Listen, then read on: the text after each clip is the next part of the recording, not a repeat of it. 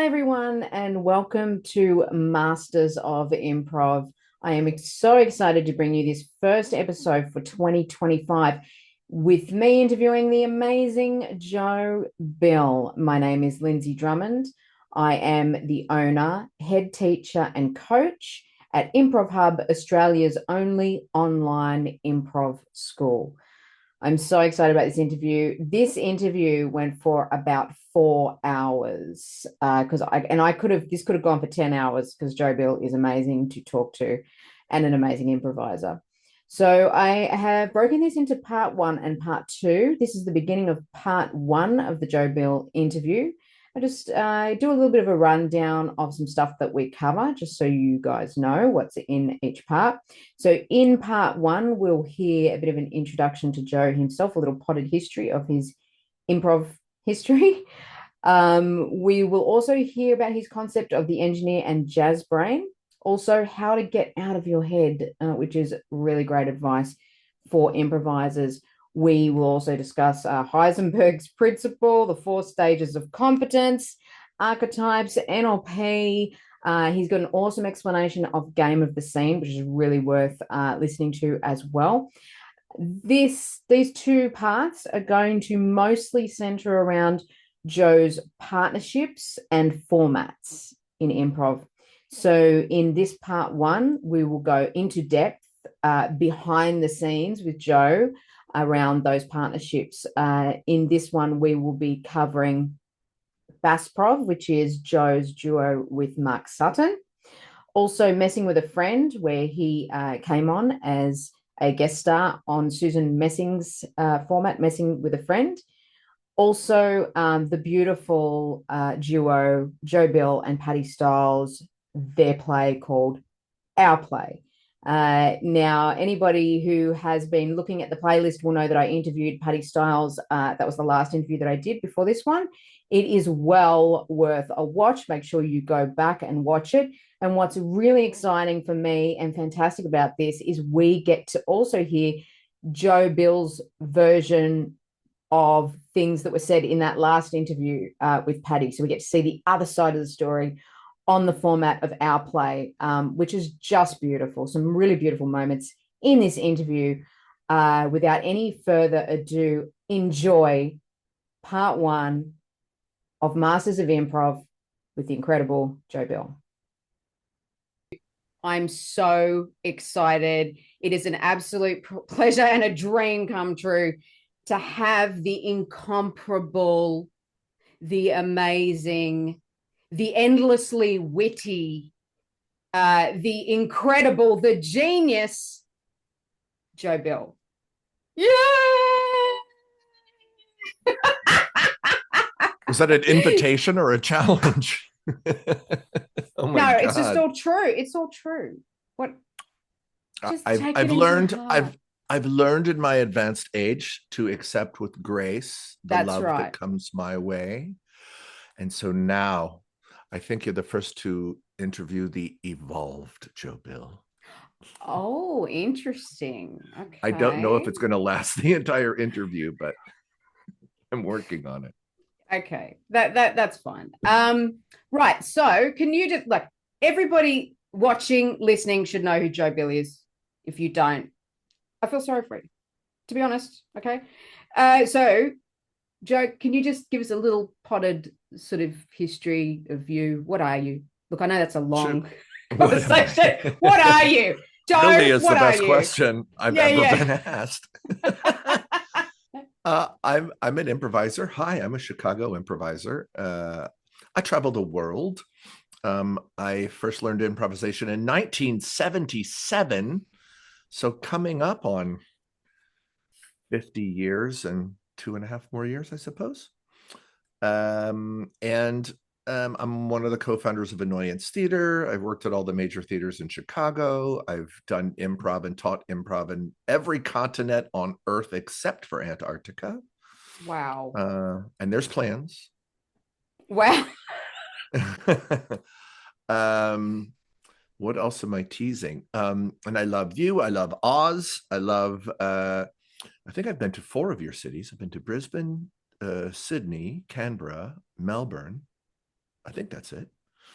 Cool. Um, and I love Brisbane. What percentage of your audience is from Brisbane? This is worldwide, man. So I can't All be right. giving you numbers. I don't know. All right. A Well, few. There's a few of them.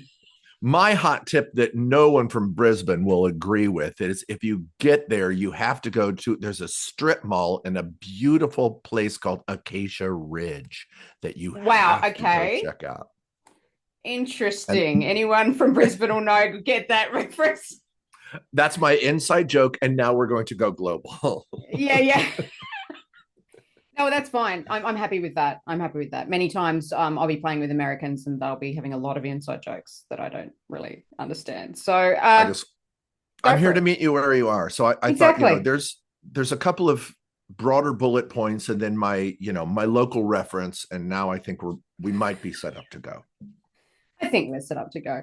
So, All right. Joe, I think I met you 2018, 2019. It was in real life in Brisbane, not in Acacia Ridge, but in Brisbane.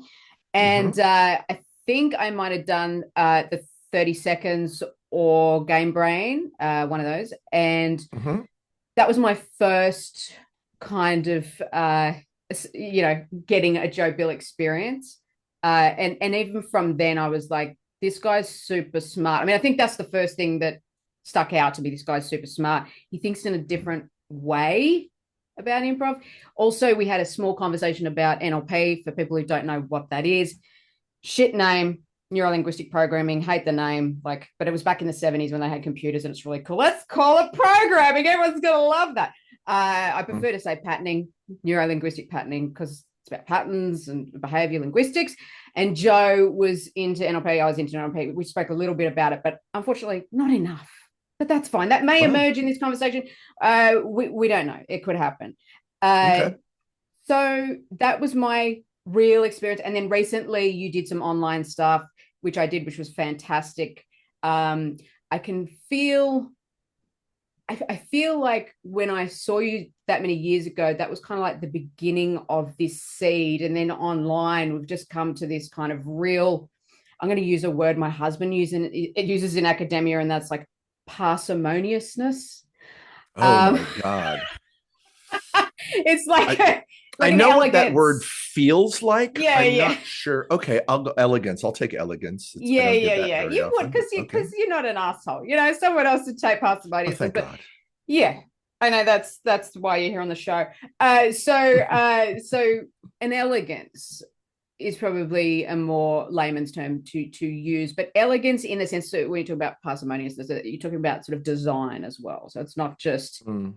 aesthetics, or there's a whole principle around something just working really, really well. So, in that first experience with you, you mentioned a concept called the engineer brain and the jazz musician. And I just Hmm. wondered if you could just sort of touch on that, just speak to that a little bit, just so people get sort of where you're coming from here. Sure. So it's actually a metaphor that I came up with years ago. I started studying behavioral neuroscience. I mean, I guess it would be at the end of the 90s, maybe. Um, because when I first started in improv, one reason, the improv reason is I didn't have a satisfactory answer from any of my teachers around the question, how do I get out of my head? Or why am I in my Mm, head? interesting. Um, I actually started studying psychology because, like a lot of us, it came from a family that was not always harmonious, I'll just say. And there was a lot of I'm the oldest of five, and there was a lot of you know before there was child abuse, there was just Shit. learning lessons and how life really is. And so sometimes that involved violence and other things. And I was named after my father, and I was a creative, sensitive child. Um, and so I had a always a lot of thoughts going in my head. I developed sort of very early a sense of I guess my first coping mechanism was dissociation. And in that dissociation, then I would just be in my head playing out scenarios, possible scenarios, doom scrolling, probably developing the baseline of ADHD. And so when some of that would then visit me early on in my improv life or impro life, but I started in with a V first. I noticed myself doing that thing that we call being in our head, but just specific to me. And I didn't realize that anybody else did this. And so I felt very isolated. And yeah, through years of then just studying and then realizing that, oh, there's some really detailed stuff I could study that I'm too lazy to actually study. I started gathering information, and then the idea came to me that in each of our heads, we have an engineer and a jazz musician. And this isn't exactly left brain, right brain stuff, which has sort of been, the simplicity of that was just proved 20 years ago. And now we've got inner brain, outer brain, old brain, new brain, blah, blah, blah. So I just, I use this metaphor because that metaphor seems to resonate both with improvisers and corporate people that I train. And using that metaphor as a lever, I can help people examine how present or not present they are. And of course, being fully present would mean you're not really in your head. And it's really metaphorically the integration of jazz and engineer concepts, which then, depending on the class I'm teaching, I sort of roll out in different ways. Is that yeah, it's great. That's great. Yeah, that's beautiful. So during class, you did say something that really, it was an interesting concept to me. So the people that are in their head or are thinking, or sometimes even trying to control what's going on, it's like if they're in that engineer brain to begin with, that actually attracts that way of coming to something. Yeah, that's right. There, Yeah. I learned there's a podcast that's global, but it's a NPR podcast out of the States called Hidden Brain Podcast. Yeah, great podcast. Yeah. And so this concept, this specific concept relative to engineer and jazz, I learned on one of their podcasts called One Head, Two Brains. Oh, interesting. And it basically it basically tells us that the baseline emotional state for the engineer brain, they don't use those words, but yeah, the baseline emotional state for that part of our brain is anxiety and fear. Yes. And so the engineer brain is where our words come from. Our words are chosen, our words are picked, where our ego exists, where our knowledge that at all times we are alone, that exists. And it's also tied to the executive function in our brain that really concerns itself with a high desire to make the right choice, the correct choice, to be right. Whereas the jazz brain doesn't use words, and the jazz brain knows that we're all connected. So at the same time, we know that we're alone and we're connected. And then the trick is that the engineer brain is the HR department for our jazz brain.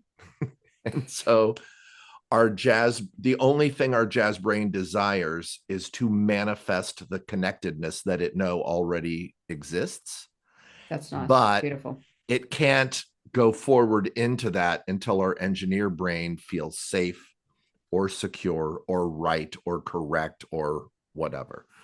So when we're not in our heads, we still have engineer function that exists, but it's working in harmony with the part of our brain that knows that we're connected. And it does things like track the context of where we've been, what kind of story are we telling, what's your name again, things like that. Yeah, like also important things, right? So I guess sure. we don't want to necessarily demonize the engineers part of it. So nope. Talk to me about that. Like what? So in terms of improv, where does the engineer shine? Well, the engineer shines in short form, especially in games, Mm-hmm. because in games, I think all over the world, we infuse our short form games, the energy in the room, we infuse with adrenaline and sort of like artificial cortisol.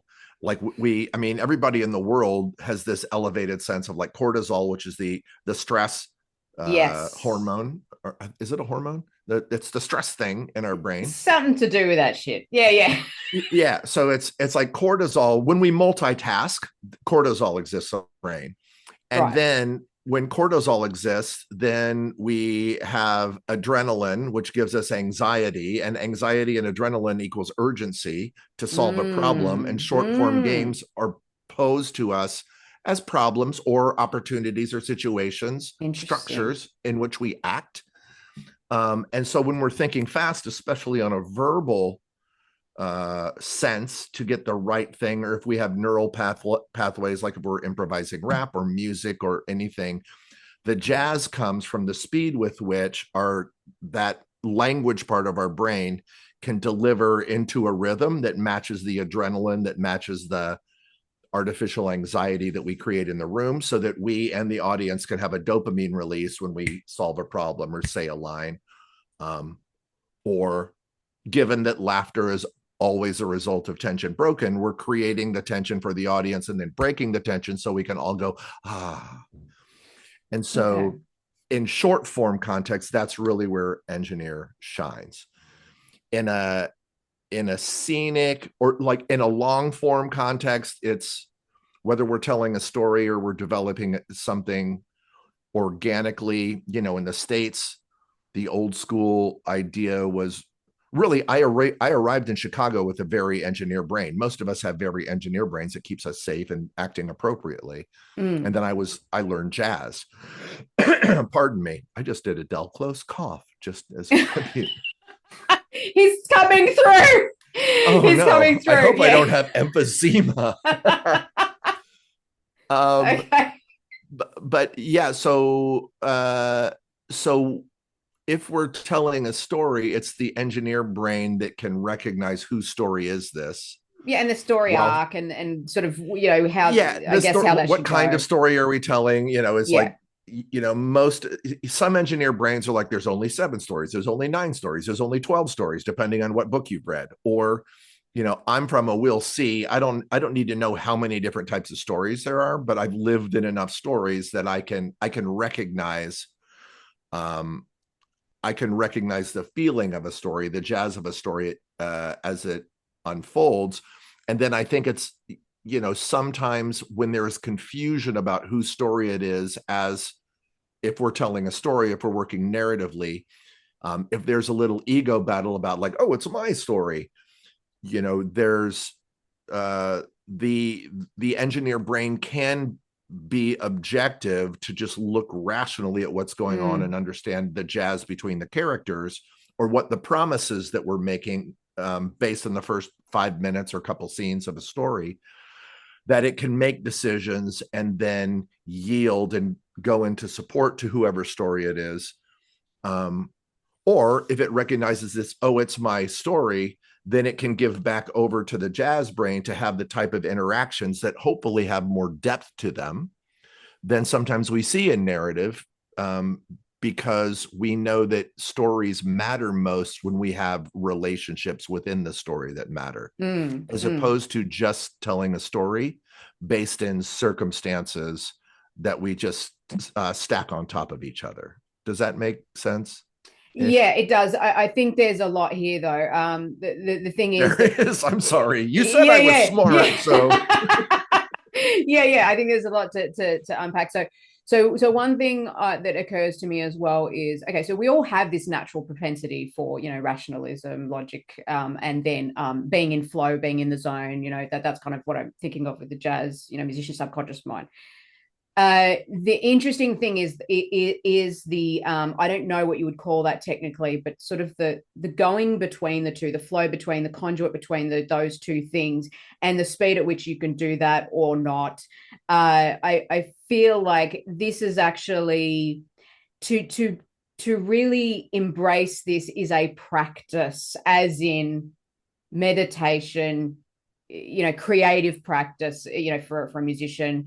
I feel like even though we all naturally have that, what can happen sometimes is there's a disjointedness between moving from one phase to the other and go, and that I feel like, and this is just my intuition speaking, that there's probably a trust thing going on there between trusting the engineer, but also trusting the jazz and trusting that they will be able to serve each other rather than having them diametrically opposed.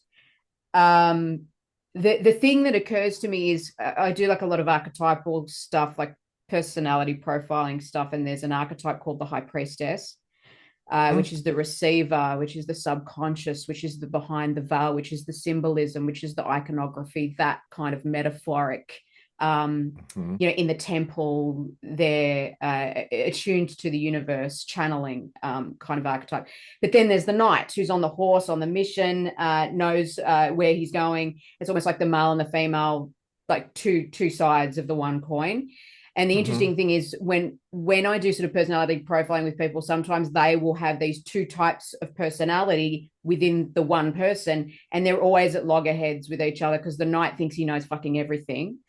And then the high priestess doesn't have the action, you know what I mean? So it's kind of like the fusing of those two together. Yeah, I like to call it the integration, because the integration is fluid, and ideally they're not battling each other. They're both present all the time. But when we first start learning to improvise theatrically, our ego wants to do well. That's what I want you to talk about. That's what I want you to talk about. So talk to me about that. So the engineers in our engineering department, and that's where the ego is there, our aloneness is there, our need to be right, and also the voices of our parents, of everybody we've ever disappointed, and the voices of anybody we respected that gave us useful advice. It's fucking crowded. Almost like in a Jungian sense is there. Yeah. I often say there's an audio library of all the voices of everyone we've ever disappointed that exists in there, and the librarian is our inner critic and likely has one or both of our parents' voices. Yeah. And that there's a lot going on out there. Yeah. It tends to be universally understood. And so, if you when people first start, they want to do right, and that's the first innocent ego desire. Yeah. Because doing right averts anxiety and fear, and then to have evidence that you've done right, people typically want praise or words, or sometimes they find themselves into a feeling of connectedness, into a feeling of jazz. They do a great scene accidentally, and then their ego spends a year or two trying to get back to that scene, and ironically they're screwed because that scene never happened by them trying to do that scene. That scene happened because they were present, they were loose, they trusted themselves, they trusted the other person, they trusted themselves to deal with the other person, which to me, trust in improv starts with I trust myself to deal with you.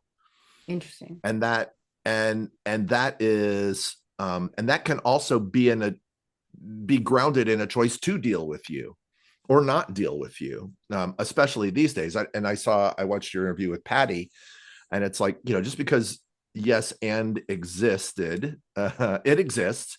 I mean, it happened a long time ago, but people have evolved, and improv is not just this fun little parlor game that we do 60 years later. Improv has become this desirable mode of creating theater, where now a lot of bad actors, who are ego driven, need attention, need status, are desperate for recognition, or desperate for relevance and significance. They find themselves. And so this lever of yes and can be used by ill actors to sort of pollute the waters of the theater that we can create. I believe that I'm hesitant to call improvisation an art form. I like to refer to it as an art medium, like paint. So I kind of think of it as a modality. Yeah, I think that's fair. Yeah, it's a modality of presence. Yeah. Yeah. so yeah, I buy that. But I mean, because we improvise every day, it's just very Yeah. little of it is theatrical. Yeah. And so in the modality sense, it's something that we walk through life with. But as soon as you stand on stage in front of people, then it's here comes another smart drop. Then it's Heisenberg's principle of uncertainty to a human behavior Oh, consequence, which is okay. the What's that then? Come on. so Heisenberg's principle of uncertainty on a cellular level says that the very act of observing something by definition changes its behavior. So it's talking about Yes, I would agree. molecules and light and things like Yeah. so we can't observe the true behavior of an atom if we're observing it because we need something to illuminate on the simplest sense, or to allow us to see micro. And so if we're doing that, then and now I'm out of my depth, but I think it's something like if we're adding heat or if we're adding energy to that which we observe, that energy will affect the way that cell or that atom Right. behaves. Right. So as Yeah. humans, this I like knowing that exists in a physics world, because it maps onto, as soon as we step on stage, we don't behave as Yes. ourselves. Because you're being And observed, yeah, right? because you're being observed. And ultimately, in improvisation, the idea is to get as many reps in the gym as you can doing the type of improvisation that you do, so that you behave exactly as yourself. Mm. And it's you're behaving as yourself that is in service to whatever type of theatrical improvisation you're doing that night. Yeah, I knew this would happen. Okay, so we started with the engineer. Cut to Monday. Okay. And another thing. Yeah, totally. Okay, so we were talking about sort of that conduit between, like, well those modes even of engineer and jazz, and how that flows and stuff. And you were talking about, when people first come in, they're in that ego state sort of already, and then they might do something that sort of makes them believe that that's the thing that works, but they're not actually seeing what it actually was, that it could have been the jazz part of themselves. Is that sort of what you were saying? I just want to be clear on that. Yeah, it's I don't want to take a strong left turn into ego, id, and super ego, so let's just table that. Freud. for a minute anyway. Yeah. But I think sometimes yes. Sometimes ego gets a bad rap, and we use ego pejoratively. Yes. Yeah. When a lot of times when ego shows up in an improv situation that seems to be destructive to the creation that's going on. To me, if we're going to have a generous spirit, then some of us has to cop to that thing that we're calling ego is showing up because of anxiety and fear. Yes. And our default when we feel anxious and fearful is to go into the mode that we've learned to give ourselves control, or the illusion of control in any given moment. And that tends to be either binding up or blowing out. And so if people that are improvising have been reinforced from their childhood on that they're very funny and they say funny things, then their default in a stressful environment, which might be a very serious scene, an intimate scene, a scene with real dramatic stakes that could be best served if they just stay quiet and hold the tension with the other character. Their default to have control is to say something, which will then break the tension of possibility and ruin what could be, all the way down to the audience writing a story or writing in their mind what this moment is about, that they're not finished writing before that joke or that line comes out. And so yes, when I don't think we should speak for everybody, but generally when we first see improv, if we're going to go into it, we go into it because that looks fun. Yes. That looks fun. I think I should do that. Let's go have fun. And then And I hope you could talk to Susan Messing sometime, because she does the best monologue and what happens to an improviser's brain at 2 years. Oh, great. but it begins with these words: now I'm really going to work at this. and so somewhere in our engineer brain, we've decided we're going to take pretending really seriously. Really, we're going to do it right. Yeah. And I think that's part of what that is. Part of what comes with that is being in your head. Yeah, I think also there's the kind of natural arc of learning, like the power of learning is underestimated as far as I'm concerned. And the fact that people don't always know how to learn, or like the correct way to learn, in the sense that, oh yeah, God, this could be a long conversation. So what sprung to mind, was, that kind of matrix of unconscious incompetence, conscious incompetence, conscious competence, unconscious competence. Yep. And people not actually realize that exists. Like, let's not tell too many people, or we'll have nothing left to teach them. Yeah. Yeah. I think that's the learning ladder, is how I know it. Yeah. Yeah. Yeah. So it's kind of like, when you're in unconscious incompetence, you don't know what you don't know. So in a sense, you're almost freer in that space, right? You might be, you would think, right? But you would think, unless you're unconsciously incompetent and in possession of social anxiety disorder or something like that. Yeah. And then all you know is, like, your therapist told you to go do this, and now what the fuck am I doing here? Yeah, totally. And it's kind of like, but I remember the first time I did improv too, it was just like a light went on. I was like, fuck, this is like, whoa, this is incredible. And there's so much I don't know about this. This is really exciting. Like, I was very curious about it. After that sort of stage of knowing that you don't know, right? Knowing you don't know everything, then you've got your conscious incompetence. You're aware that you're not very fucking good at this. Yeah. Or I should have agreed. I should have forwarded. Like, you look back on it. Yeah. And it's like, I'm going to focus on this in this scene now. I'm really going to listen. And then the way that you're listening is out of anxiety and fear and a sense of purpose that really has nothing to do but serving your fear. Yes. And so then, connecting what you're saying, then the kind of antidote is that state dependent learning, right? So what state are you in as you learn? Sure. Yeah. And it's like, I think it is more, I think those 4 stages are fair enough. And then they're also not static stages in which you're in one or the other. Right? Yeah, true.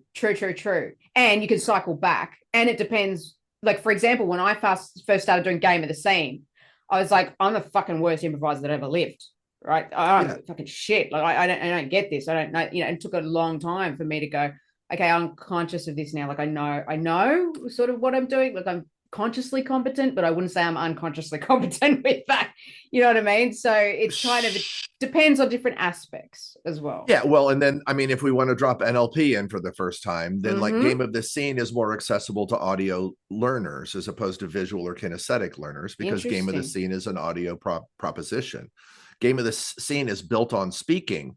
You can play emotional Game of the Scene, physical Game of the Scene, but you never see it. That's not what's rewarded, because Ian and Matt wrote that book based on the proposition: can we write a prescription that improvisers can follow, so that if they can perfect this way of improvising, what is yielded is a scene that could be transcribed and will look like a perfect piece of sketch comedy. Yeah. It's improvising to write a piece of sketch comedy, or to shorthand it, it's improvising to create comedy. Yeah, and interesting. Can you just, for everyone who doesn't know who Ian and Matt is, can you just... Oh, I'm sorry. Yeah. So the UCB4 all wrote the book, and I think Matt Walsh and Amy Poehler added to this, but really the main architects of this group, or of this book, are Ian Roberts and Matt Besser. Mm. And so they're the original UCB4, all of whom I knew from Chicago back in the 90s. I played with all of them, some more than others. The Matts and even Amy a little bit did some stuff with Annoyance. But Matt Besser likes comedy. And so he's almost like the general, and Ian Roberts is like the sergeant. And then Walsh is more like a diplomat or a spy. Like, he believes in that process. He plays in that process, but he's not hard about it. And Amy's a star, and I don't think she gives a shit anymore. Yeah. But it's, to me, if you're going to improvise in a way that gives you the best chance of creating a piece of sketch comedy with little revision, then that's a pretty great way to do it.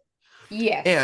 And in schools and theaters where game of the scene is taught, then you start to develop a culture where people are looking for how the game of the scene is done. And then those improvisers get reinforced, not just really about doing good improv, but about their journey through the game of the scene. And so a lot of times you can see people playing game of the scene and they're not doing good improv, but they're doing, if you get is the grading system in Australia the same as here? A, B, C, D, F? Oh, yeah, for scores. Yeah. So you can get a B. You can do a pretty good game of the scene in the scale of, how great an improv scene could be. But like, really, even a B scene playing game of the scene, you can see self-consciousness, you can see self-doubt, you can see people working a puzzle. It's the same way in narrative, by the way. And game of the scene is this engineer? Is this engineer then? Right. Yeah. Game of the scene is an engineering proposition until it becomes second nature, and you become unconsciously competent in the jazz of game of the scene, just like improvising a song, just like improvising a story, just like, frankly, two of us doing walking on stage, kind of like I do with Patti, and we know each other well enough, I think, organically and through experience, that we can just say, what hasn't this festival had? What hasn't happened yet? And we both already are very close on our idea of understanding, like, what does it seem the night wants right now? And because we both value that, the chance of us being successful is just as high as people who are skilled at game of the scene. Yeah. When they say, okay, we're going last tonight for a reason, because we can make this look effortless. And it's just following pattern. And game of the scene is just narrative, but with comedy goal as opposed to story goal. Like, platform is platform in both. Game of the scene is a tilt. And then whose story is it? And if this is true, what else is true? They're the exact same thing, just two different goals. Okay, you heard it here, people. That's it's it. Just because game of the scene gives you scenes originally for a herald that you can where you can engineer three different energies based on an opening or something that you start with. And in the engineering of that, then if this is true, what else is true? What happens when these worlds collide? That's just whose story is it? What do they want? What do they need to get, what do they need to overcome in order to move them, other people, or the world, so that when we get to the end of this thing, we know we have a story. Only doing Herald using game of the scene, the mantra is, we don't write a story in the middle of the Herald speaks to us, and then it tells us what to do. Yes. And that happens maybe 10% of the time. Usually it's an ego battle. Yeah. Okay. Here's how it should end. Oh, it's mine. It's mine. Okay. So there's just so much. I mean, like, you could do the whole podcast just on this, but we're not going to. Okay. All right. I'll come back. You're delightful. Yeah. I hope you do. Sure. So you did mention Patti Stiles and being the improviser that I am, and then I just see a light when I hear her name. And I go, right, okay, so now's the time for me to veer off a bit into your partnerships. Yep. So you sent me some videos that I devoured, and I've seen some of these before because they're just classic, and anybody who we'll talk about, actually I'll put in the description, I'll put all the videos in there so people can have a look. But yeah, there's some amazing stuff that Joe has done. Now it's interesting. Actually, I was not gonna start with this, but now I am. Okay, Well, so let's go where we are.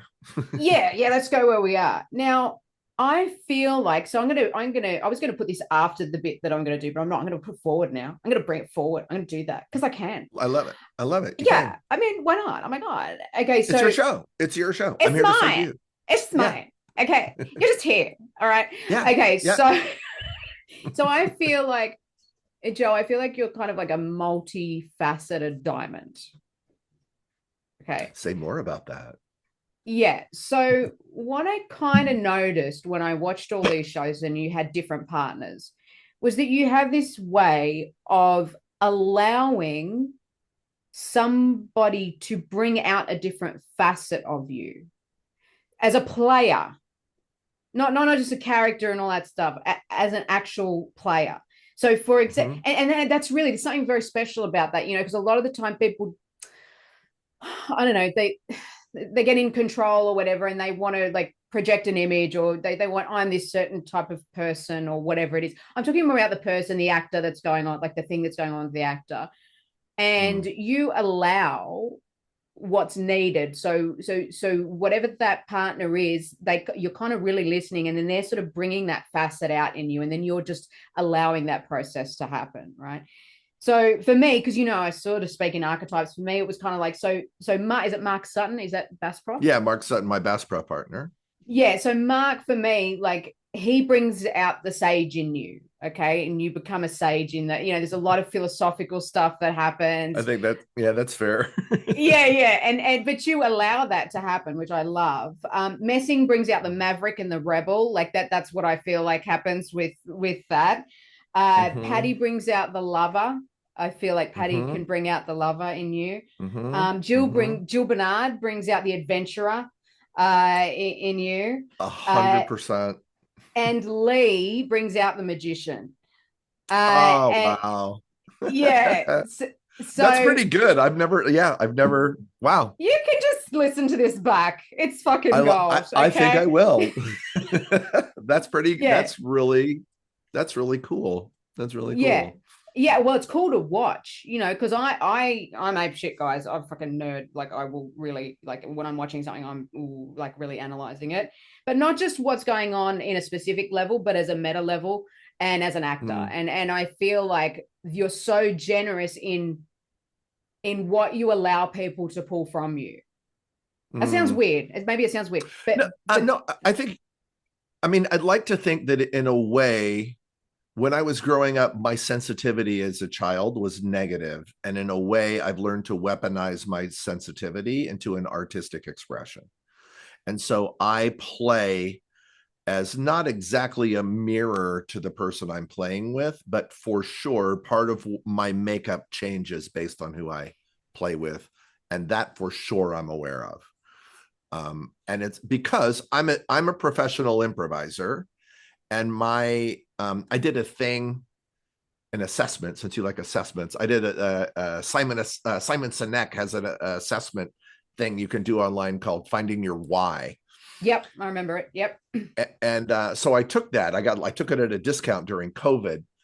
And at the end of it, that's what I do. I'm a painful price. Yeah. Yeah, it's like, I paid $20. And you're just like, you get one partner. And you're telling 6 different stories, in 3 different breakouts with that one partner. And there was like 100 and something people in this, and you have a different assignment on the type of stories that you tell that are reflections of, your growth arc, what you value, what's blah, blah, blah. And so quickly, my partner was a woman from North Carolina in the States who is an evangelical chicken farmer, end of life doula. No way. Yes, and half my engineer brain went, fuck, and my jazz brain went, oh, this is perfect. Yeah. Because if anybody is going to be able to see me like maybe nobody else can see before, and we're just meeting, like regardless, I didn't care if she was right or not. I just wondered, how is an evangelical Christian chicken farmer, end of life doula going to see me as we trade stories, and what the hell are her stories going to be? Yeah. And we had this amazing interaction, and we each found our why. And my why is Wow. everything that I do to make the world smaller. That's my why.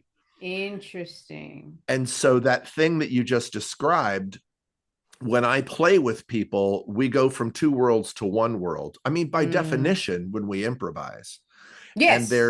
And my way of doing that, I believe I'm just, the wiring is such that I take on people's energy. I'm like, what do you call that stuff? Like, I'm like tofu. Like I take on the So Bill, flavor. the tofu of improv. And I hate tofu. Yeah, right.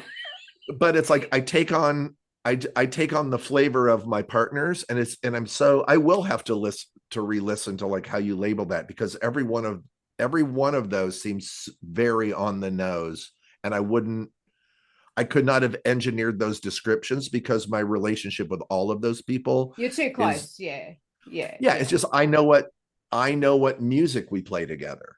Yes. And so I can't even be objective to it, because I don't have to, because there's zero worry when I play with any of those people. It's just like, oh, we get to jam. And so so I love your characterization of that. It's really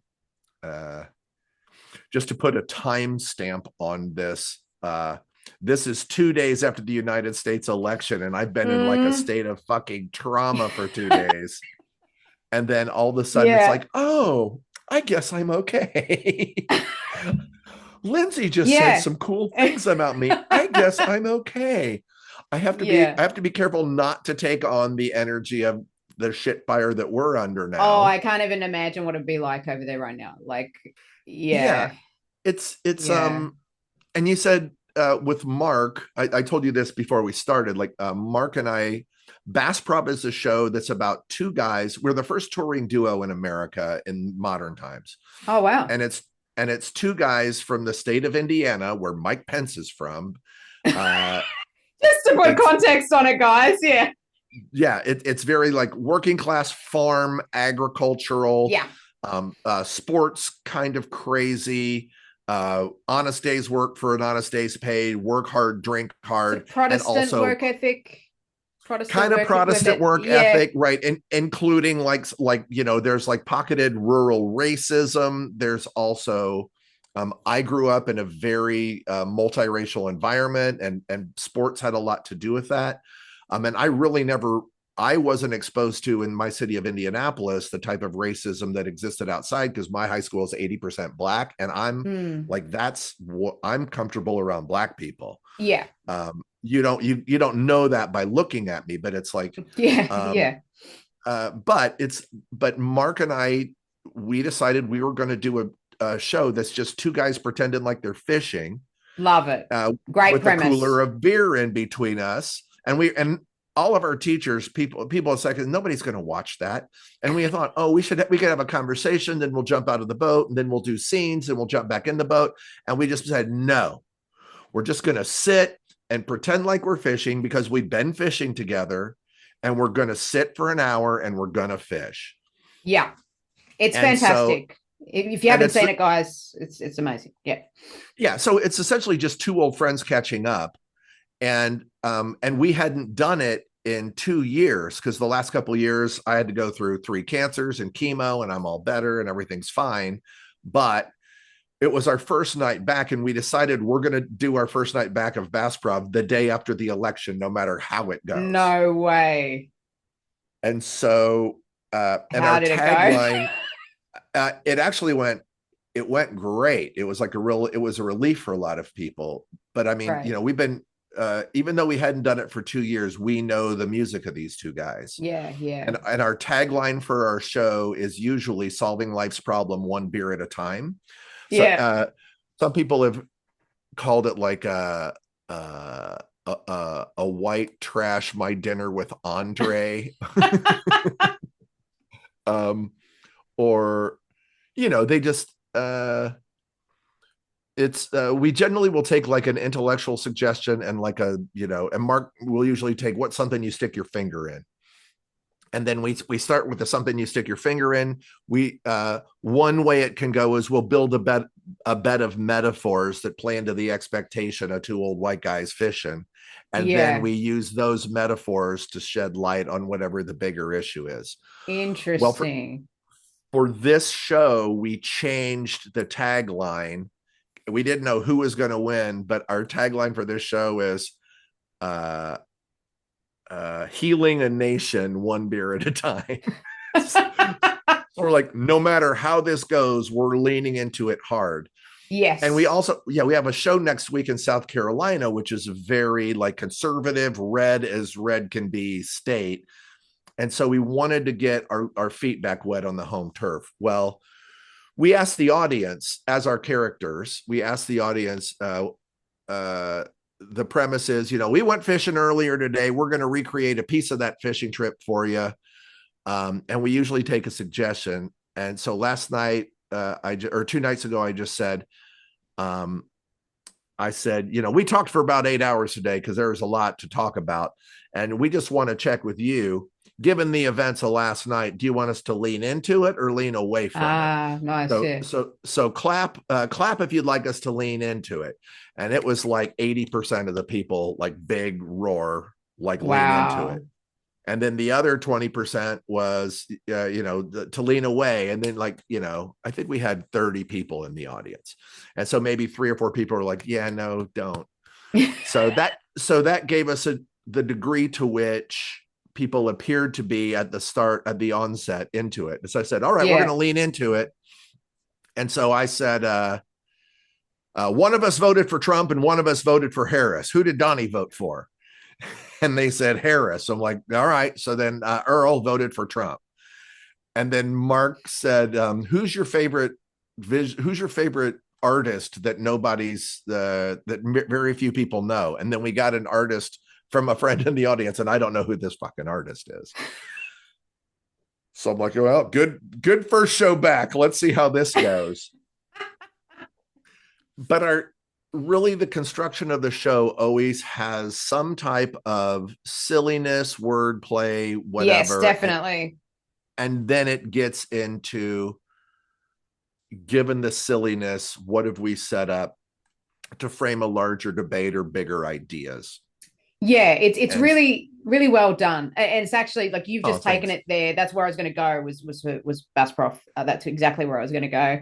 The sort of the premise is just so, and again, we're going to say parsimonious in the sense that it's very elegant, as in you didn't decide to get out of the boat, or that you just went the simplicity of that.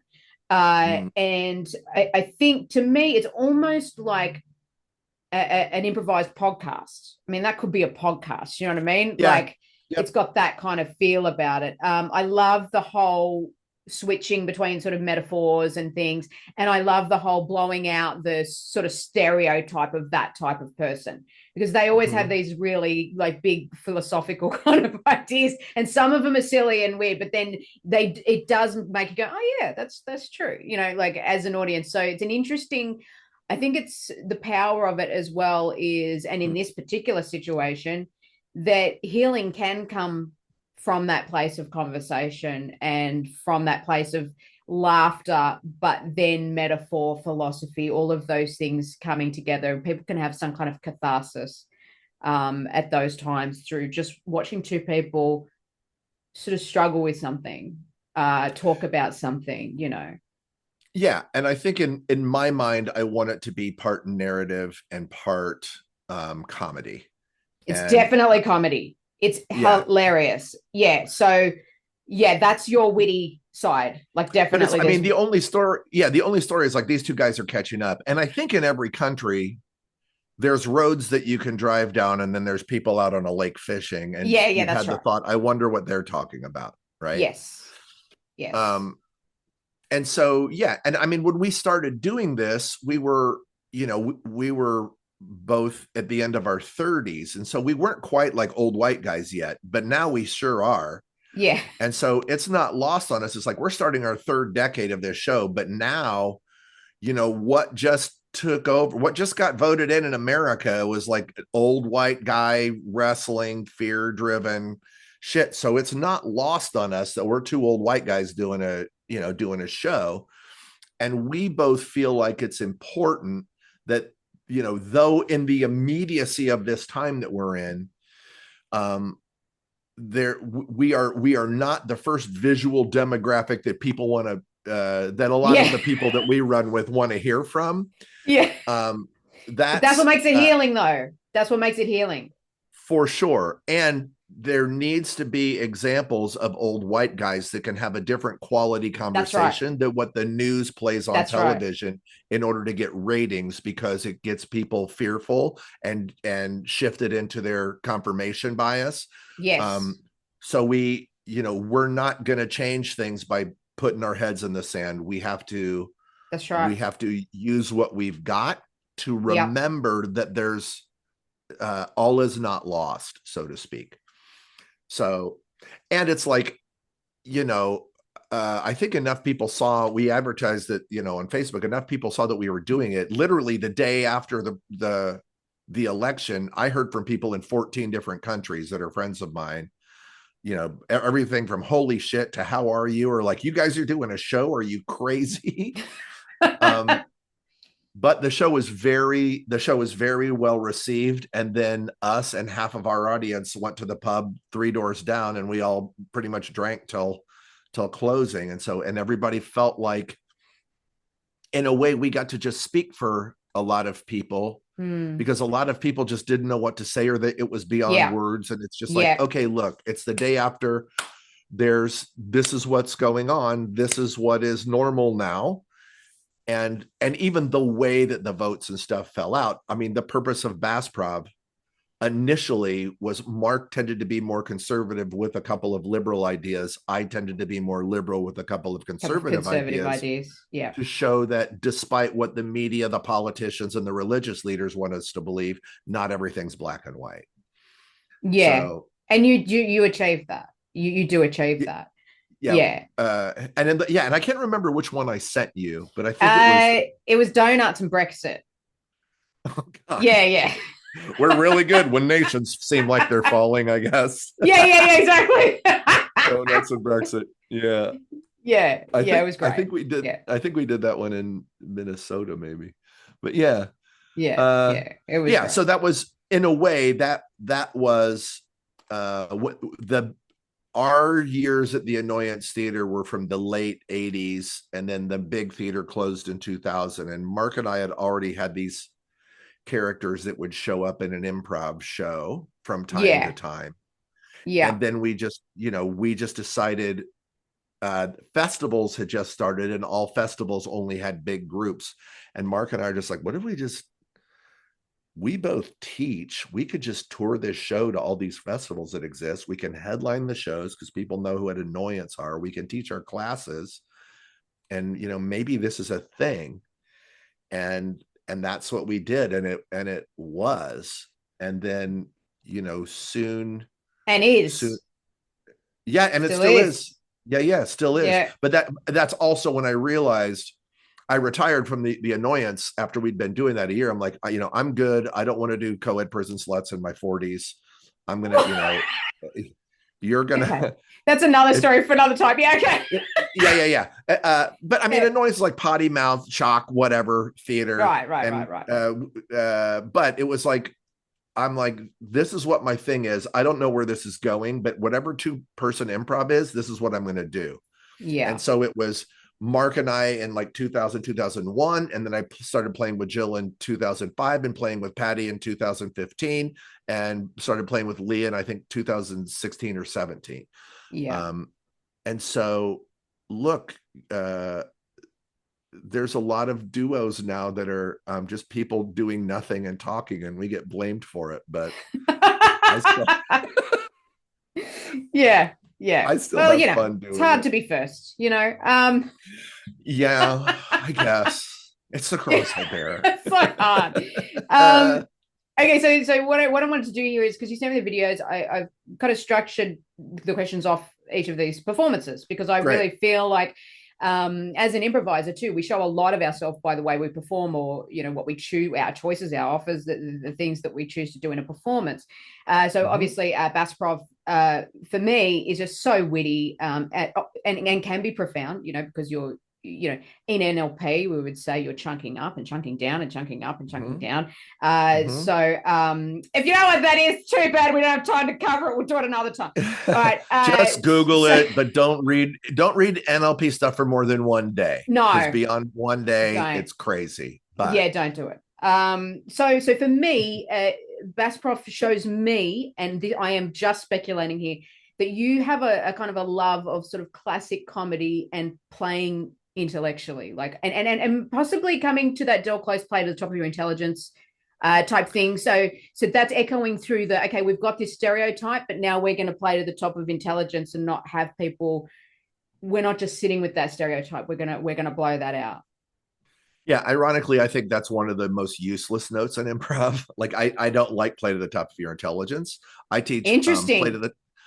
I teach play to the because your intellect has nothing to do with it. Like, that note exists so that people don't play dumb or stupid or whatever, and because most teachers can't give a more informed note, in my opinion. Yes. So what I teach is play to the top of your character's integrity, and then I teach people what that is. Interesting. Okay, so when I say intelligence, I mean that you are extremely fast and extremely witty in this. So there is a certain amount of, I guess, game brain or something going on there where you are using engineer, but I feel like there's a lot of jazz. But it's a really beautiful combination of the two. Well, thank you. And I mean, Mark and I have known each other since college, and we're both from Indiana. So we know what the jazz and the music of Indiana is. We both have similar tastes. We were both radio TV majors. We're both very audio.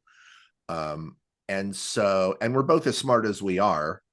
We're not the smartest guys in the room, but we can also have a conversation that sounds smarter than we are, especially if we have a couple of beers. Yeah. But I mean, I was influenced. I don't know if there was I think he might have been North Irish, but like on Sunday nights when I grew up, there's a guy named Dave Allen. Oh, yeah. Wow. And he would like smoke, and he'd have like half a finger, and he'd smoke and drink his scotch. And so he would essentially be like an Armando monologist, and he would like philosophize about things, and then you'd see sketches. So on Sunday night, there would be Benny Hill, then there would be Monty Python, then there would be Dave Allen. Wow. And that night, along with a little bit of like Bob Newhart, George Carlin, and Richard Pryor, that was my comedy brain genesis. And so I like, that classic kind of, that's what I mean. It's got that classic comedy type thing coming through. Yeah, I mean, I like it to be based in intellect and thought and critical reasoning and things like that. And part of why I don't do as much short form, frankly, is because I come from a place of childhood trauma and displeasure.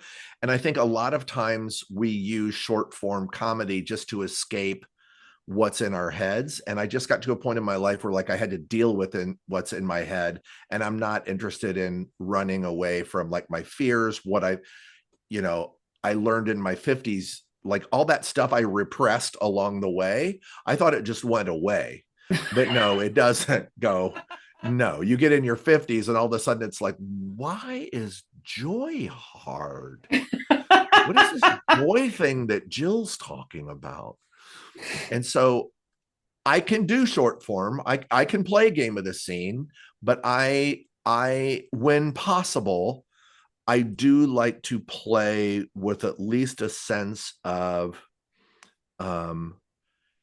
I listen emotionally, psychologically, strategically, and empathetically. And so in the strategically, I was going to say that's exactly what I was just going to pick up on. Like, what the fuck's that? What am I doing about that? Strategically is letting the character and the improviser both hold the wheel at the same time. And so that I need more information. I think in the type of improvisation that I love most, the most magical moments are when I'm in harmony with my engineer and my jazz, and I, as an improviser, am making the same choice that my character is making. So I don't know if I'm making the choice or my character is making the choice, Interesting. because we're both here. And I'm less successful at being here like that if I don't have the energy of my partner in me. So the thing that you noticed before about me taking on my energy from them, that also informs the way that I'm listening to them and the way that I'm thinking, the way that I'm empathizing. I can empathize as character. I can improvise as Joe. Empathize as Joe. I can be strategic as character. I can be strategic as Joe. I can be emotional as character. I can't be emotional as Joe, except when I improvise. And then Yeah. I do that like a lot of people I found. A lot of us that have learned to repress emotions in our life, we like doing stories or duos or whatever, so we can open up the emotional possibilities for the short amount of time we're on stage. And then the lights go down and we can just go back to thinking our emotions and thinking our way through life. And then, I'm also a therapy person. And so like, that's all, I mean, everything that's like therapy and storytelling, Joseph Campbell and like blah, blah, blah, blah. Yeah. All of this stuff. Also, I had my first therapist was like a shamanistic Jungian medicine man, whatever. Wow. And I should have only been with him for 3 years, but I took 10 years with him to learn, now, what are you talking about again? And like, what can I read about this? Yeah. So the goal for me is to be fully present in a complementary energy with the person that I'm with. Yes. And Mark and I have been drinking together forever. And for sure, we've been accused of, holding philosophical court in bars all of our careers together since we were drinking illegally underage. Yeah. Wow. That's a long association with someone. And you can see that rapport on stage though. That show, the rapport is just there. Like, yeah, I think, I mean, I was about to say, I hope so, but I know that's true. No, it like straight away, like yeah, amazing. I want to kind of move on to messing. So Right. Messing with a friend. The one you sent me, you gave me kind of like a disclaimer, like the first scene in this is a bit, and then it goes somewhere that's like, whoa, and yeah, I feel like so with that particular one, because I said that she kind of brings out the maverick and the rebel in you, and in a lot of people. Yes, she's a force of nature. Yeah, she's a catalyst. Yeah. But there's a lot of sort of shock value going on. There's a lot of uncomfortable like things that might be said, and interesting, like what I found interesting about it too was like uncomfortable specifics as well. So things are very sort of specific and uncomfortable. And that show just goes from being like a kind of irky to like full blown, like, whoa, my God. Like, when was that show done? Because I'm not sure if it would, like, if it's done now, the way of the world at the moment. I like, oh wow, it's interesting. I mean, who knows, but probably not. You wouldn't think so. Especially, I sent you that show because I've done a few with her, but I love that show because I don't hate the first scene. The first scene's just not good improv. Yeah.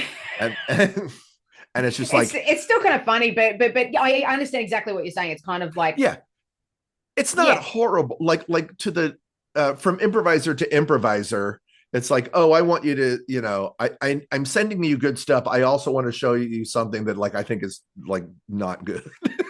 Yeah, but know what I take from that though is that you can do that and then just build on it to a place of like sort of profundity. Yeah. So like that's what is interesting to me about that. Yeah, and messing is one, like messing is so annoyance. Like she is as much of a pure annoyance archetypical energy as just about anybody. There's a couple other people I could name who I don't think that you would know. You might know David Rosowski. He's pretty early annoyance. Definitely. And Rosowski and I play in a certain way that is also like early annoyance. But when I play with messing, I mean, I can't tell you the number of plays or improv shows where we are a married couple, Yeah. and it's almost like just different versions of Virginia Woolf, and we're just like horrible to each other. Yeah, the popcorn couple in that one. There's like a popcorn couple, and then she's talking about your like vagina beard or something. Like, Oh yeah, that's yeah, Jesus, yeah. Or like, was that the one yeah, with the security guards and my balls yes, kept falling balls out of hanging my out. Yeah, yeah, yeah, yeah, yeah. yeah, yeah, I yeah. mean, that's yep, So as I said, a lot of that's shock value. and one It's of the kind of tenets, like, what is that yeah, like? So is it like, are you going to stay with this audience? Like, are you, you know what I mean? Like, there's a real kind of like shock thing going on there. I think the puzzle we like to work, and at least in the old days of annoyance, is how do we contextually protect our vulgar? And this is, Interesting. That's a really interesting concept. I mean, it's a Mick Napier concept, really. Okay. It just so happened that, I mean, we were vulgar people, and there was the 90s were the 90s, and a lot of shit was happening, and we did a lot of things that you probably couldn't do today consensually. um but Yeah. but there was there was also a lot of us that, I mean, I do a solo show, and one of the metaphors that I use about myself is like, I learned to build a carnival on top of the trauma. And my personal carnival self was in full bloom at annoyance. Right. And so a lot of us took our own personal damage, our own personal shit, our addictions, our fixations, and it would just, Channeled it I mean, through. it's like, yeah, it's any sensitivities or anything at annoyance. A lot of times there's an evil game going on where like nobody could hide their darkest shit, nobody could hide their deepest, most hurtful damage, because we would make fun of it and turn it into musicals. And Yeah, yeah. so I Yeah, I kind of survived a like lot. that dark. Like I like that dark stuff, but like these days, I mean, would there be like problem with being triggered and stuff? Like people have changed a lot when it comes to I that.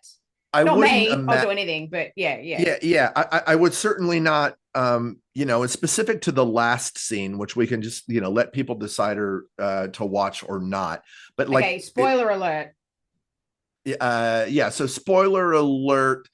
It's a scene that deals with rape, and we're in Miami, and it just we both finished that show, and I think almost at the same time said, I'm so glad we never have to do that scene again.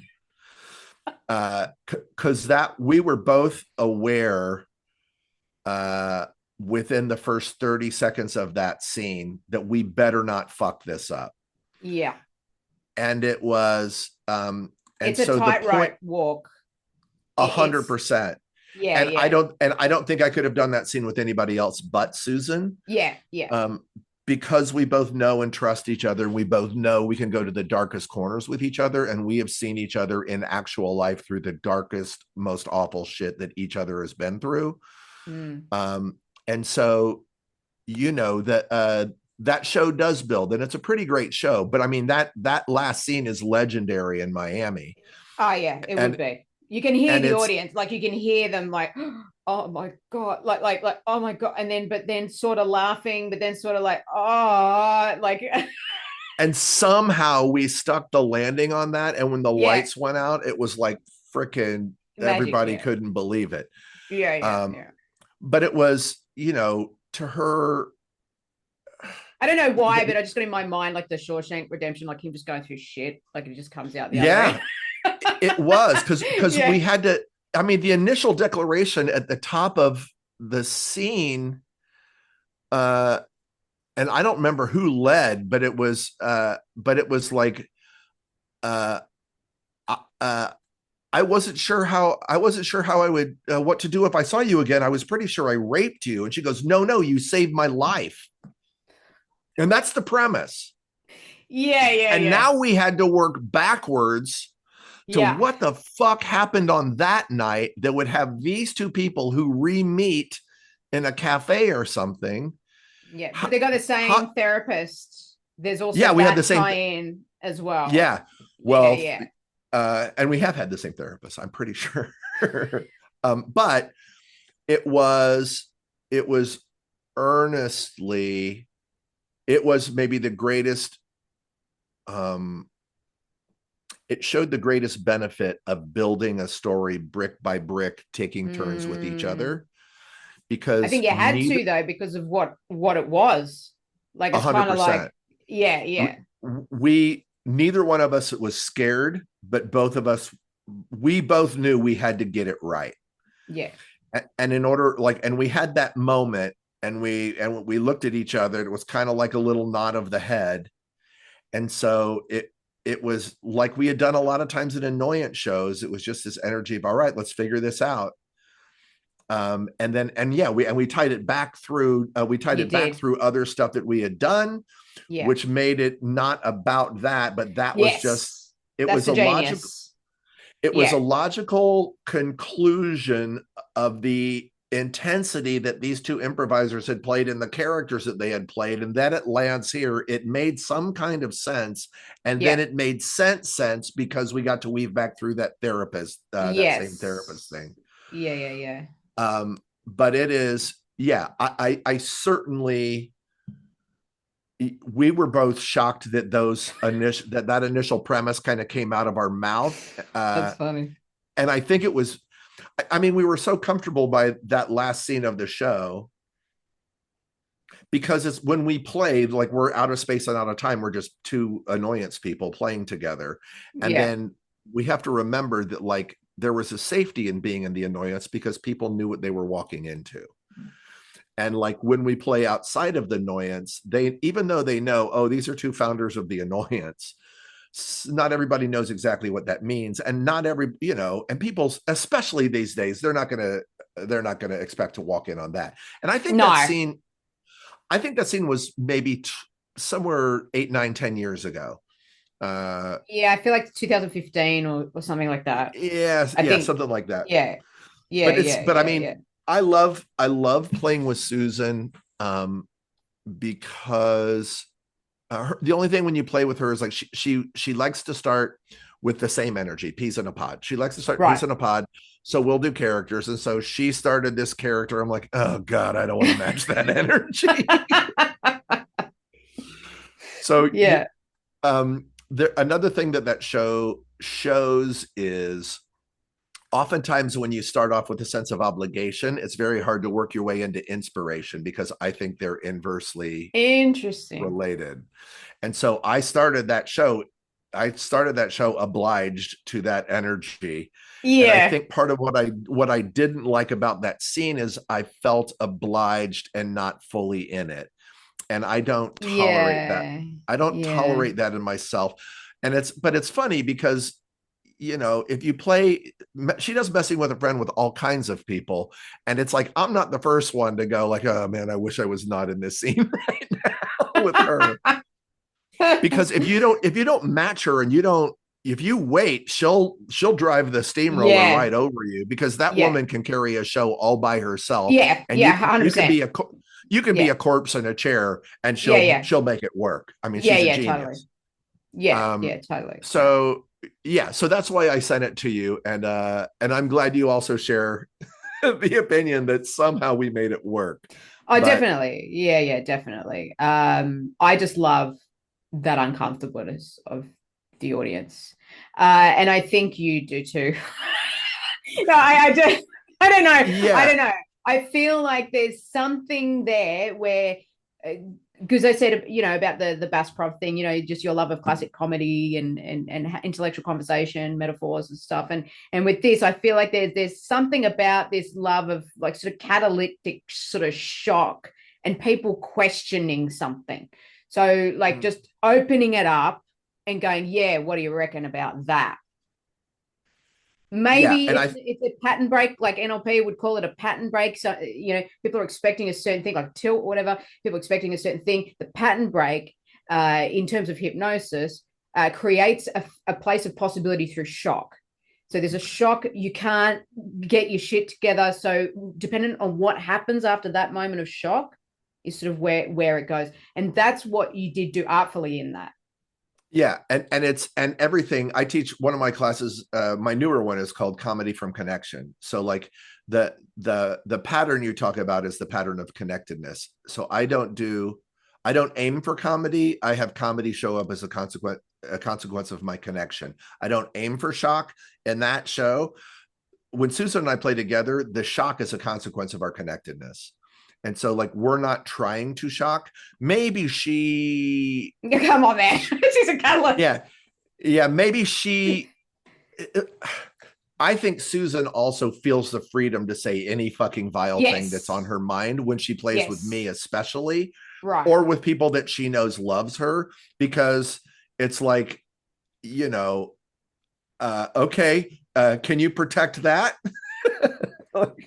Can you make that okay? And you're like, oh, right. Okay, so is it the challenge then? Maybe it's not the shock, maybe it's the challenge. I think what is the love there? What is the love there? I mean, the love is the relationship we've had over the years. Yeah. And we know, like, I never have to think when I walk on stage with Susan, what are we going to do? Because we're, even now, I'm already doing, like, Susan, I'm in a perpetual scene with about 20 different people, and Susan Messing is one of them. So it's like, you know, Dizzy Gillespie and Miles Davis find themselves on stage together. So I was like, oh, let's keep doing that thing that we do. Yeah. And so, and everybody that I sent you shows of, I have that thing with them. Oh, definitely. There's so much rapport with your partners, but a lot of that I think does have to do with your ability to be that diamond or that facet or whatever, you know, to shine that. So take that on, take the partner's energy, whether it be complimentary or peas in a pod or whatever it is, but just to have that ability to know what that is, I think. Yeah, I'll take that. Yeah, take it. Speaking of which, one of my personal favorites, Our Play. Now, you know, I just interviewed Patti. Well, not really. It took me fucking 2 years to put it up there, whatever it was. What's with me and procrastination? That's another podcast. So basically, and I think it's just meant to be, because then I could sort of roll into Joe Bill, and now we get to hear your sort of version as well, which is what I'm going to love about this too. You know, the ability to talk to two people who are in a duo together is such a privilege, you know. So with the thing that strikes me first, straight off the bat, just as an audience or as a director or somebody who's watching this, is in Our Play, your absolute sort of proficiency with stage proximity to each other. So that's something that's very sort of like straight off the bat, that you are doing the kind of metaphor of space, like on stage, you know, that's definitely a powerful tool that you're using, like within that. That's what I see anyway. Talk to me a little bit about that. I mean, it happens with us. That's part of mine and Patti's dynamic. I think it happens organically with us. I think we're aware of space in that way. And A, we love each other. And B, we do meet each other in each other's energy. There's another woman, Stacy Halal from Portland, who I play with. And it's also, whenever we play, it looks like we're doing a dance. A slow dance. Whenever I play with Patti, it looks like we're doing a slow dance. Yes, because we're always and when I play with Rosowski, like, he's all about viewpoints and, you know, all the visual cues of Van Bogart and all that stuff. And I'm more kinesthetic in my, you know, I'm not doing visual math. I just sense. And with him, I play in a different way that's also dictated by our music.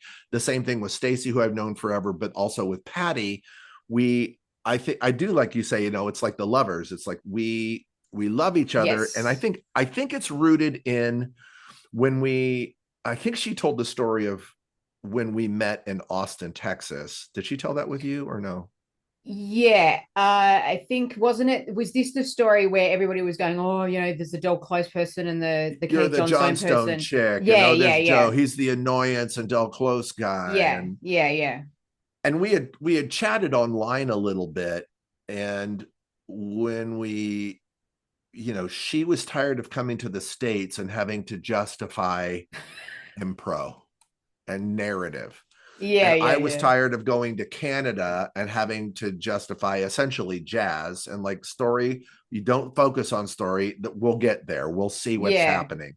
Yeah, yeah, yeah. Um, and so part of it, part of the joy was like, okay, we're both frustrated by this. How can we mutually come together in a way to make each other's lives easier?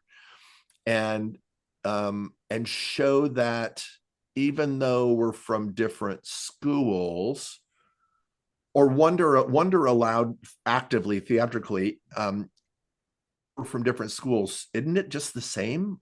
Like, what would happen if we played together? And I immediately just found her to be pleasant. We bonded almost, I can't remember if we knew this before we physically met or not, but we're both basketball people. And Right. so we both look at basketball as almost the perfect metaphor for group work in improvisation and improv. And when we met in Austin, there was literally, we were just sitting on a floor and we probably had 6 or 8 beers apiece, and just people were watching us drink. Yeah. And and um and we were in and out of talking about improv and but just and basketball, and just how weird it is that everybody's looking at us like something's gonna happen or Yeah, something. yeah. Like, Someone's gonna kick off. Yeah, yeah. are we gonna do like a 2-person West Side Story or something? Like, Uh, yeah. what is going on? And so I think I attribute our spatial awareness to an authentic love for each other, to finding the promised land together, and to basketball sensibility. That's Interesting. Very, very cool. and what she said that I will echo is part of it is we keep each other honest in the way that we have discovered that we play together, as opposed to me slipping in like into fully into my school I'm from, or her slipping into the school right. that we're from. Because what we found is, like, we play together like we play together, and it's Yeah. flavored by where we're from, but it's us. Yes. It's a It's new not thing. Dell, it's not Annoyance, it's not Yeah. It's not Mick, it's not Keith. It's This is Patty and Joe. It's our play. And Yes. so uh that's what I would say about that. Yeah. So a couple of things. One's just something I noticed now, the pattern again. So I would say, between Bassprov and Prov and our play, you're taking Mm. sort of two things which people would be thinking are opposing things, and Mm-hmm. seeing how do we find the middle ground of that. So, Republican, Democrat, or whatever, Keith Johnstone, Del Close, so how do we have the synergy, like, between those two things? Where is the synergy? How do we find the synergy? Which I find is really interesting. I did, when I was doing the interview with Patti, I was telling her like what I really loved about her, and one of those was what I called "call it out, Patti." And then when I spoke to you, you said, "No, no, no, Oh. it's call it in." So Mm-hmm. talk to me about that. So that's back to, this fusion of us the improviser and us the character. So keeping ourselves honest. To me, calling somebody out all can have the connotation of for the enjoyment of the audience in a meta sense. Yeah, yeah, But what Patty and I do is, and I don't know that I've ever used these words with her before specifically, but we call each other in. We call each other back into the moment, because mm, sometimes she'll do things that are a little bit more presentational, that you can get away with when you're taking on the challenge of doing a story. So yes, they're like a little bit more performative emotion, performative, you know, some kind of Keith baggage, I think. yeah, yeah, yeah, And Keith, yeah, and then I will do some of, I'm naturally a little bit sort of ADHD. And so then I will do a little bit of like rumination yes, that I can do with Mark, but that's not what yes, Patty and I do, that's because right. Yep, uh yep, and typically if you see a pattern in any of mine and Patty's shows, I think the one thing the one truth of the improvisers that we bring to every show we do, that's also part of our characters, is Patty tends to be more black and white and I tend to be more gray. So I tend to be a little more gray person. Patti tends to be a little more black and white person. And I think Patti plays with a slightly more masculine sensibility, and I play with a slightly more feminine sensibility. Interesting. And so, Okay, interesting. Because I do have notes here. It's the feminine and masculine, and that's really coming out. Yeah, in the notes. and So and and I yeah. describe that, I almost singularly describe masculine energy as goal focused and feminine Yes. energy as process focused. And we can Yes. both and we can both play both. Yeah. I think we both live in the spectrum between 55% and 45%, and we go like back and forth. Yeah. Um, but it's always, in a way, I think subconsciously what we do sometimes is, if Patti finds herself, demanding me into what's the black and white, whatever that exchange is, are you an R or are you an Or an is? is. Yeah, yeah. Like that's one of my, like, I have to go back and watch it to remember what it is. But every time I rewatch that, I'm just like, oh my God, this is so me and Patti. It's like that show in Dubai is like so exactly me and Patti. Um, and there's times where if I find myself like playing in the gray and she calls me to black and white, and then I can like black and white her back, then there's a delight on her. And then Yeah, if I yeah, can yeah. call her into the gray zone, if I call her in the gray zone and she reciprocates, then there's like a gray on me. But if I will call her into gray, and she will call me into black and white. And so we're calling each other back into what is here right now. Yeah. Um, and one of Yeah. my favorite improv notes comes from Mark Sutton. Second City tried to co-op it, but I'm here to tell everybody it's from Mark Sutton. Right. Is you can't you have to play this show that's here, not the show that you want to be here. Great. Great. Yeah, You yeah, have to yeah. play the Yeah. scene that's here, not the scene that you want to be here. Yes.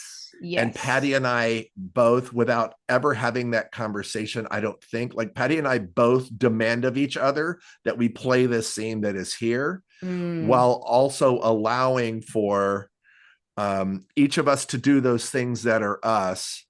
And so now the proposition becomes, how can we skillfully like get this person back in Yeah. while still having a bit of fun with each other. It's the show within the show, right? Yeah, yeah, yeah. And it reminds me a little bit of meditation too. Like people will say, oh, you just got to get good at meditation. Like meditation is not about being good at meditation, it's about being good at coming back to meditation. You Oh, will wow. fall, you will fall away, you will wander off. That Yeah, that's what it i is. Yeah. I love it. Yeah, yeah, yeah. I've never heard it put like that before, but I 100%, like, that rings a big bell for me. Yeah. Yeah. Yeah. And it's like I'm that meditating. calling in, that kind of calling Yeah, in. Yeah. calling in. Yeah, yeah. Yeah. It's we always we are we really, uh I think Patti and I, maybe what she shares with Mark is, I feel like the two of us are tending to the show that we're in Mm. with maybe the most intensity of anybody I play with, while still having it look easy. Yes. And so it's like we are Mm. completely, when I'm with her, there's something about her, it just makes me present, and I give a shit in a different way than when I play with anybody else. And it's close to how I am with Mark. And Patti actually did a Bassprov with Mark and I up in Calgary. Wow. And I can't remember what character she played, but it's like I wanted to get her in the boat, and it was great. It was freaking awesome. Yeah. Uh, Great. So yeah, that calling in is a really interesting thing, and then that does connect to the Sutton quote, which is beautiful. I think it's a great quote. Say it one more time for effect. Uh, we must play the scene that's here, not the scene that we want to be here. And that's and Mark reads a lot of like survival books and watches survivalist shows. We watch survivalist shows, and that's based in the psychology of people who survive getting lost or not. So people that get Wow. lost in the wilderness, get lost in the woods, get lost in the mountains, those that end up dying are the ones that don't accept what their situation is right now, and they try to make it something else. And I mean, it's genius. Great. It's like, Mark's, if you think I'm smart, talk to Mark Sutton sometime. That freaking guy, I hate it. He's got way more better quotes than me. Yeah, it's a great quote. It Mhm. does remind me to a little bit of coming back to NLP a little bit. You'd probably know Milton Erickson. And the Milton model comes from Milton Erickson, which was one of the greatest hypnotherapists to ever live. Yeah, this And is from he my would past. be, yeah, Refresh me. he would be given like all the people that were just, nobody wanted him because they were like uncurable kind of people. Mm, mm, But his speciality, and where I think the overlap with improv is utilization.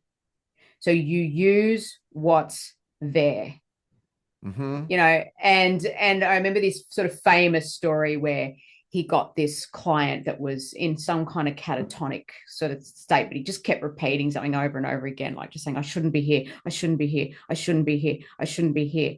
And they couldn't sort of stop him. Erickson got rapport with him and said, but you are here. hmm Now what are we going to do to get you out? hmm So it's just the hmm denial of being here that was the pattern that was keeping him stuck in this thing. And so there's this real lovely parallel, I feel, with, and this is for me the spiritual or the true yes and. It's yes and to what is present, as in I am playing what is present. I am yes anding this so that I can build on it rather than deny it. Yeah, I agree with the words I would say the same thing are yes, this is what we are creating, and let's continue. Yes. This is the Yeah. world that we are creating, and let us continue. Yeah. Yeah. Um, even if Susan Messing throws you a curveball. Here we are. That's the reality. Just throw a That was just said. curveball. That's Here it. we are. Here we are. Yeah, here we are. Love it. Yeah. Exactly. Yeah, totally. Love it. Yeah. You do say what I think personally is one of the funniest lines in the our play, the one that is on the beach. I don't suffer from depression. Yeah. And Patti has this like, so you stop her in a track, she's sort of doing something, and then you sort of say that she's doing something. So I don't know if that's a calling in moment or not, but it is definitely a pattern break in NLP. Yeah. And it is definitely linguistic that you're using the accent on the suffer, That's right? right. That's right. So talk to me about what was going on Yeah. there. In that moment, it was a little bit again, I was gray and she was black and white. And so it's like, Yeah. why would I come out? Why would I come out on a about to be rainy day on the beach, and offer her a sandwich? And it's like, well, it's not just about a sandwich, like, is it? And kind of we had spent a couple of lines going sort of back and like treading water a little bit. Yes. And I felt like I had to contextualize the nature of my past in one line. and Mm. and so I so that line truly just came out of my mouth from the idea of I want her to know who I truly am before I came out here. And so I look at dialogue as either circumstantial or interpersonal, or at best both. And I Mm. love that line because it just came out of me from the desire and the objective. Like, I want her to truly know who I am. And it Mm. just came out that way. It stopped her in a track. She was like, what? Yeah. Yeah. And so it's just like, if you want something, if you're hinting at something more to be here, then here's what you need to know. Mm. And I also like that as a gift to her, because it allows her any number of choices of what she wants to do with it. And dramatically, it's like, I think the way I was really happy with the way it came out, because it did serve the purpose. The subtext is like, do you really want to be with this? Yeah. And then and in that moment, I saw her kind of do The double like take. just like a little bit of a double take. And I was Yeah. just, and I was leaning in and still, Yeah. um, And I'll have to go back to watch it, but I love that you love that line because it's one of my favorite lines I've ever said. Yeah, it's a great line. I have no idea. Sometimes it just comes from the gods. It's like, I'll take it. Yeah, it's a great line. And again, in NLP terms, it's a pattern break. So it stops the treading water thing. It's something said that's sort of out of, whoa, what? And then that stops. So then when you're in the shock of that, there's possibility. There's heaps of possibility. So it's kind of like what happens from that space. She did the same to you, though. She got a really big sort of shock and pattern break on you in the cafe one when she dies in the end, right? Tell me, in the end. Spoiler alert. So she dies in the end, and so tell me, tell me what was going on for you when you realized, because it was well played out, because it was, I don't know if it was the actor and you were like literally saying, Pat, or whatever her name was in the thing, sweetheart, talk to me about what was going on in that moment. That was her big pattern break, I think. It was a hateful but genius move on her part. Yeah. And it's a classic Keith move. Just die. 100%. Just die. 100%. Yeah. And I sensed, I could feel her energy, and I could feel her body changing without looking at her. I know, because you were side by side as well, which is really interesting. There's like, one of the things I say is like, you become an advanced improviser when you can drive the Uber and then look in the rear view mirror and you can see the face of the person in the back seat. And so like, you can see with more than your eyes, you can hear with more than your ears, you can feel with more than your skin, right? Yeah. So I sensed her change. I knew she had changed. And my first thought was, did she just fucking fall asleep? and so my first opinion was that she had fallen asleep. So I'm going to extend this moment out a little longer. Let the audience enjoy my character not knowing, because I was already in in the three stories we had finally found our piece. And which also makes the move just so freaking brilliant and tragic. And so I thought she had fallen asleep. And so then in a way I Bassprov it like for about another 20 or 30 seconds. And I wanted to land on something. I wanted to land on something that was interpersonally, like it was a moment, to be in the moment that interpersonally the audience would know, I would know, she would know that we had been in this before. And I noticed her sort of like and then I see her face and I'm like, in my head I just froze and I acted and in my head I'm like, oh fuck, Patti. Are you, like, in my head I'm like, are you fucking dead? Are you fucking kidding me? I don't know what to do with a dead person. God damn it, Keith, fucking Patti, fuck. And I used all that happened in like a second.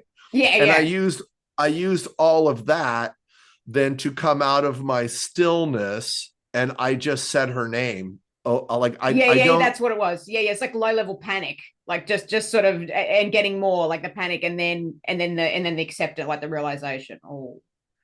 Once I started saying her name, I don't know what I did.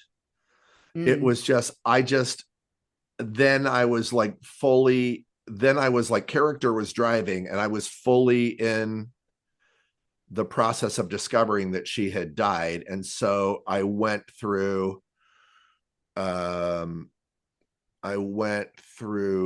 like shock, disbelief, bargaining, sadness. The stages of grief. I did the whole stages of grief thing with each time that I said her name, which is also like, I've taught the change model like in my past. And so it's like, it organically, like that discovery contained like every one of those things without my engineer even being there. And with each time I said her name, I was more sure that she had died. And I co-opted my engineer thought, or my cussing in my head, like, I don't know what to do. I don't know what to do with somebody dead. And then I'm just like, nobody knows what to do if somebody just dies. That's right. I've seen lots of dead people in my life. But it was just, we're at this freaking ITI conference in Dubai of all places, and Patti pulls this freaking move, and and I knew I could not let myself be scared, and I just had to trust what my body was doing. Yeah, And yeah. then somehow the lights came down, and I was holding her and like Yeah. not quite crying, but just like in shock. And I didn't even know the lights had gone out until everybody in the crowd started crying louder. Yeah, yeah, yeah, yeah. Yeah, it's an amazing Oh, moment. Amazing moment. And again, though, what it speaks to is that utilization. I'm in shock, yeah, character's in shock. I'm just doing like whatever's happening for me right now is what is happening for me and the character right now. yeah, That yeah. utilization. And I love it because I feel sometimes Patti pulls moves. Like one of the things I dislike most about Keith's school is mischief. Like it's Yeah, like yeah. so sometimes Patti will pull a mischief just die move, but like Yeah, yeah, that yeah, was yeah, yeah. like I know that just die is a key thing. It It's is. and ironically, just die is an annoyance thing. Oh, And that interesting. Okay, cool. and Keith and Mick, like they had a notorious falling out in Paris one year right after Mick's book came out, and Wow. so like they did not think fondly of each other, which I find hilarious. Yeah. But I do love that like Patti pulled that move because I could not have seen how it was the perfect thing that story needed. Oh, yeah, it was And I beautiful. and Beautiful. I could not have, I would not, if you had told me, if we had semi scripted it before and she said, and then I'll die at the end, I'll be like, no, don't die. Like, not if we're playing this, like, I don't want to play truthful. I don't want you to die. And Yeah. the added level to that death was that show started with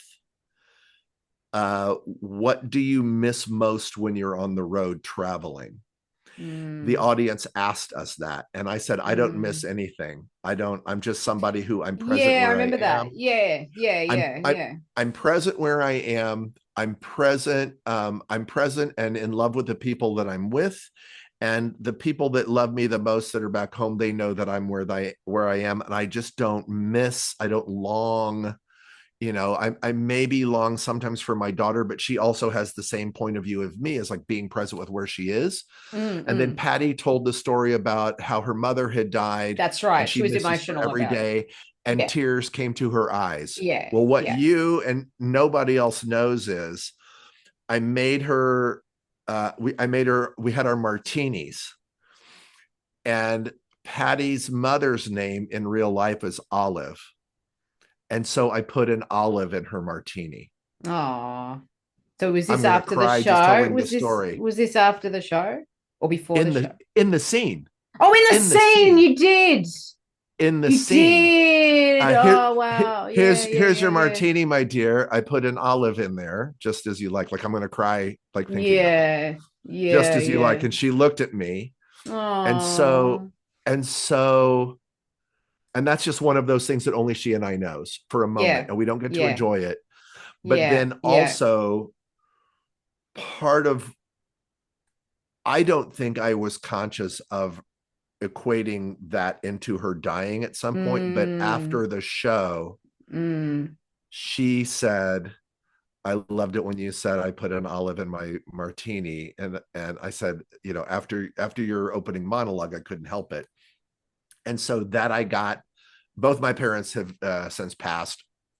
And my relationship with my parents is different than hers with hers. Mm, But that it just made that moment of her death, it was mm. another level of just poetic. Yeah, beauty. um I don't like poetry, but I feel I play poetically when I'm with Patti. Oh, 100%. It's 100%. just, I don't, Yeah. she brings something out of me that, I mean, The it's part lover, of why I man. love her. Told you. Yeah, man.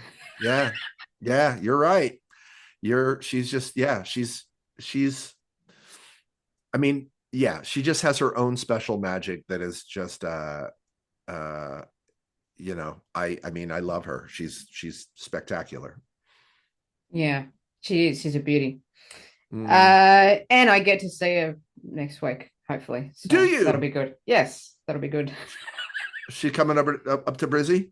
She's doing Sydney Improv Festival. Oh, So yeah. Masterclass. So oh, great. lucky me. Fantastic. Yeah. Okay, now I am aware that it's kind of been 2 hours. And then the engineer brain in me goes, okay, we have just got such gold so far. And I know that if I like leave it, what if something happens? So what I want to do, and I can always like butt these two things together. I want to come out of the room so that I can have this much of it and come Yep. back in the room and start recording again. Is that okay with you? Sure. Okay, Love it. let's do that. Because I'm kind of like not finished. Yeah, great. I can go check my curry. Hey, it works, right? Yeah, it works. let's do, right? yeah, let's. I'm gonna have my curry, and then I'll finish talking with you, and then the pub will still be open when I'm done, and I can go have one. Like I'm good for another hour. I'm loving this. It's So okay. It's perfect. So am I. Okay, cool. So I'm gonna. This will be the cut point. This will be the cut point. This is where you go yep, and get your wine, your curry, your tea, your drugs, whatever it is. yep. And we'll come back and yeah, I'm gonna press stop on that.